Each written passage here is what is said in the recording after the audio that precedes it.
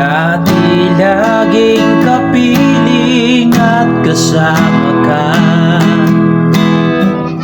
Bawat saglit ay tunay na kay saya. Hello mga ka-idol! So ngayon, meron ulit akong ituturo sa inyong napakagandang kanta, no? So yung title pala nitong kantang ituturo ko ngayon sa inyo ay yung Keep on Loving You by Renz Verano, no? So napakaganda nito mga ka-idol, no? So yung strumming muna yung aking ituturo, no? So ganito lang siya. Down, down, up, up, down, down, okay? Pag meron namang open, close parenthesis, yung chords ay dalawang down lang. Okay? Pag meron namang asterisk sa taas ng chords, may nakita kayong asterisk, ibig sabihin yung strum nyo doon ay isang strum lang. Okay? Lilipat agad. Okay? So, proceed na tayo doon sa kanyang verse. So, yung verse niya doon mga ka-idol is A. Yung A, ito siya, second string, third string, tsaka fourth string lang. Ayan, A. Sunod is E. Ay, yung E niya is third string, fifth string, tsaka fourth string. Ayan, E. Sunod, F sharp minor. Yung F sharp minor, nakabar siya dyan sa second fret. Iipito nyo naman dito sa fourth fret ay itong fifth string, tsaka fourth string lang. Ayan.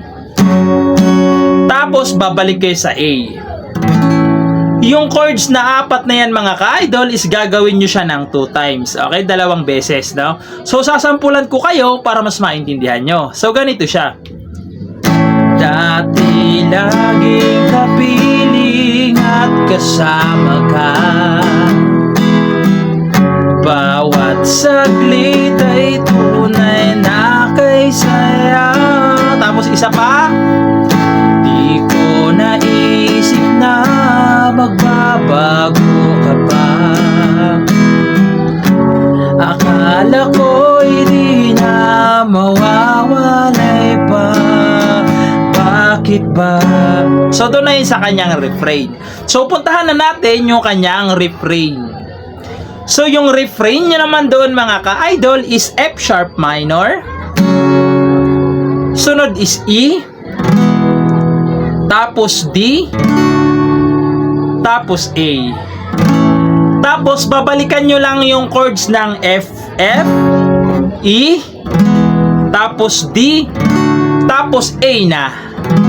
Okay? Ay, sorry, E na pala, E. Kasi nung unang pasada A, ngayon E naman.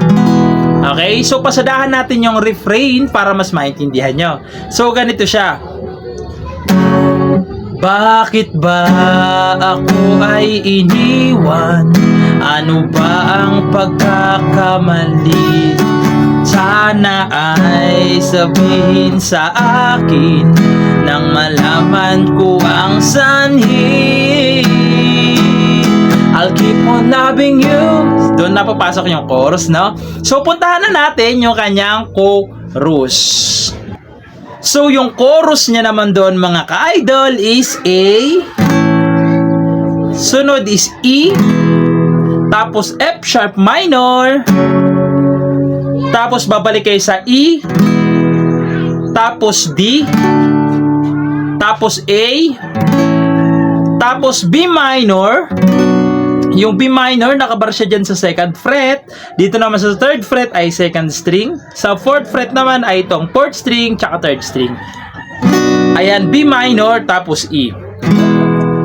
Gagawin nyo yung chords na yun mga ka-idol ng 2 times, no? Pero nilagay ko lang dyan is yung binukod ko lang sila. Kasi kung makikita nyo dyan, may asterisk yung pangalawang ulit, no? May asterisk na. Kasi doon na mag-iiba. Sa pangalawang ulit yun ng mga ka-idol is meron na siyang A. Okay? Sa pangalawang ulit, may A na. So, makikita nyo naman dyan yung asterisk, no? So, sasampulan ko kayo ng kanta para mas maintindihan nyo, no? So, ganito siya.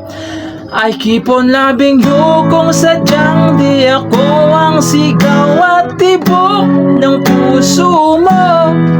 Mabuti at nalaman ko na ako'y di mo gusto. Isa pa, huwag kang mag-alala kung sadyang di ako ang lahat ng pinapangarap wala ng pag-ibig. Dito na yung asterisk. Pabayaan mo na lamang. So, ganun lang siya mga ka-idol, no? So, ayun lang. Sana nagustuhan niyo yung video natin. And bye-bye!